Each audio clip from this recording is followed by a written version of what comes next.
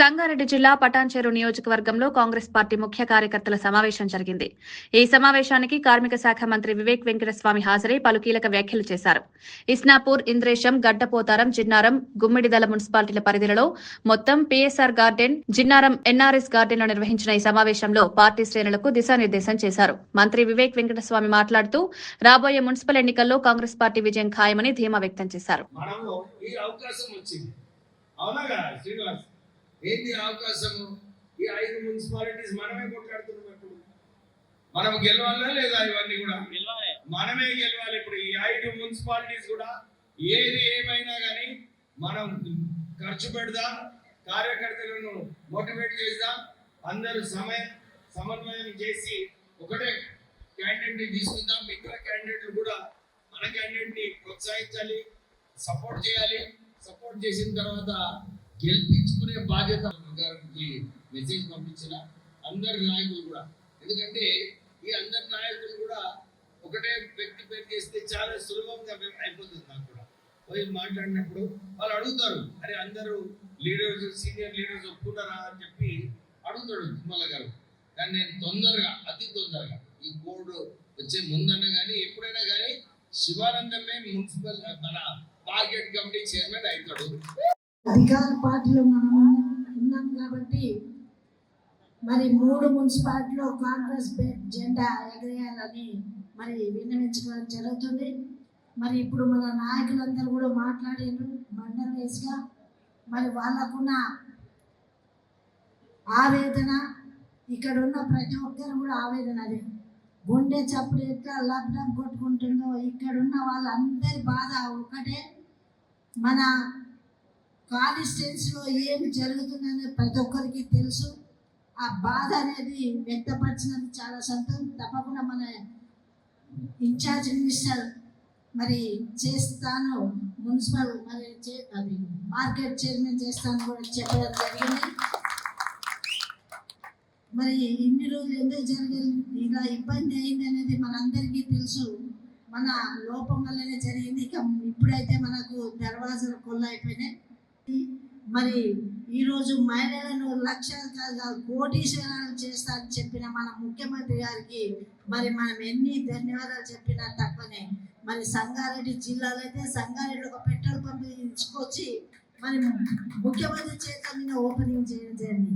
ఇంతకుముందు మన incharge minister కూడా చెప్పారు, పటాన్చెరు కాన్స్టిట్యున్సీలో కూడా అలాంటి పెట్రోల్ పంప్ పెట్టి త్వరలోనే మరి మనము మహిళలకు సహకరించాలని చెప్పడం జరిగింది. ఇలా సహకరిస్తున్న ప్రభుత్వం, సహకరిస్తున్న పార్టీ ఏదంటే అది ఒకే ఒక పార్టీ, కాంగ్రెస్ పార్టీ. కరడు కట్టిన నాయకులు మనలో ఉన్నారు, లాఠీల దెబ్బతిన నాయకులు మన దగ్గర ఉన్నారు, మరి కోర్టు ఎంబడి తిరిగిన నాయకులు ఉన్నారు, జైలుకు పోయిన నాయకులు ఉన్నారు. ఎన్ని ఇబ్బందుల వల్ల మనందరికీ మసులుతూ ఉన్నది. మనకు అవకాశం వచ్చింది ఇప్పుడు మున్సిపల్గా. మీరందరూ కూడా కష్టపడ్డ వాళ్ళే. ఇప్పుడు నీవు తానా అంటే తందానా అనదు. కాంగ్రెస్ పార్టీ నిజాయితీ గల పార్టీ కాబట్టి నీలాంటి వాడు ఇమ్మలేకపోతున్నాడు, నిలబడలేకపోతున్నాడు. నీలాంటి దొంగలు కాంగ్రెస్ పార్టీలో పనిచేయరు అని చెప్పి కూడా సందర్భంగా తెలియజేస్తా ఉన్నా. ఈ రోజు నిలబడలేకపోతున్నాడు ఎందుకంటే ఆయన అక్రమాలు, దౌర్జన్యాలు, భూకబ్జాలు చేసినటువంటి అన్నిటికీ కాంగ్రెస్ పార్టీ ఎప్పుడు కూడా తానా అంటే తందా తనడు.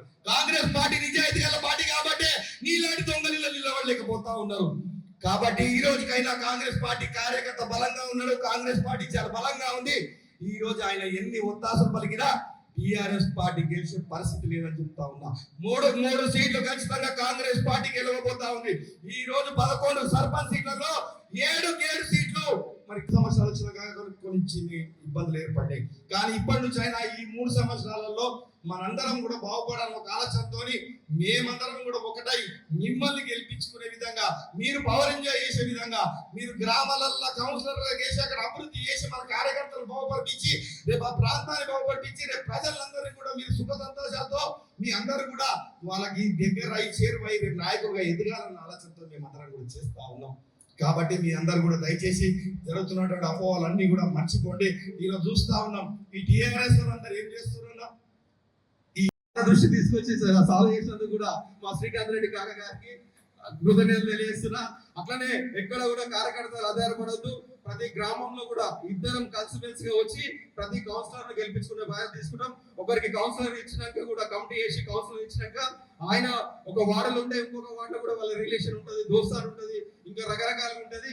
వాళ్ళు కూడా ఒకరికొకరు సహకారం చేసి అన్ని కౌన్సిలర్లు గెలుచుకొని 3 మున్సిపాలిటీలు కాదు 5 మున్సిపాలిటీలలో కూడా అందరం కూడా కాంగ్రెస్ జెండా ఎగరేసినట్టు పనిచేయాలని మనస్ఫూర్తిగా కోరుకుంటున్నా. విభేదాలు పెట్టుకోవద్దు, అందరం ఒకటి మన నాయకుడు ఎవరు రేవంత్ రెడ్డి గారు, పిసిసి గారు, మా ఇన్ఛార్జి మంత్రి వివేక్ అన్న గారు, మనం అందరం సమిష్టిగా పనిచేస్తేనే సక్సెస్ వస్తుంది. అందరూ కూడా సమిష్టిగా చేయాలి. ఇంకోటి కూడా ప్రతిసారి కూడా ఎక్కడ కూడా అదే కొత్త పాత అనేది తేడా లేదు.